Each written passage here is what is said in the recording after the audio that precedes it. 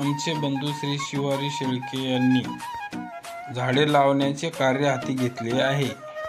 त्यांचे कार्य बघून आमच्याही टीमने झाडे लावण्याची इच्छा प्रकट केली आणि आम्ही 15 पिंपळाची आणि वडाची झाडं लावली आहे।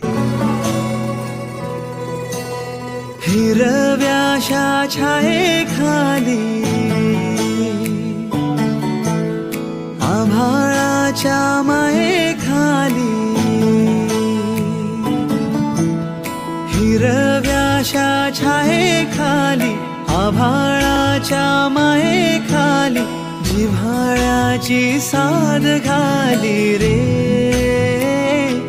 गाव माझे गाव माझे गाव माझे गाव माझे गाव माझे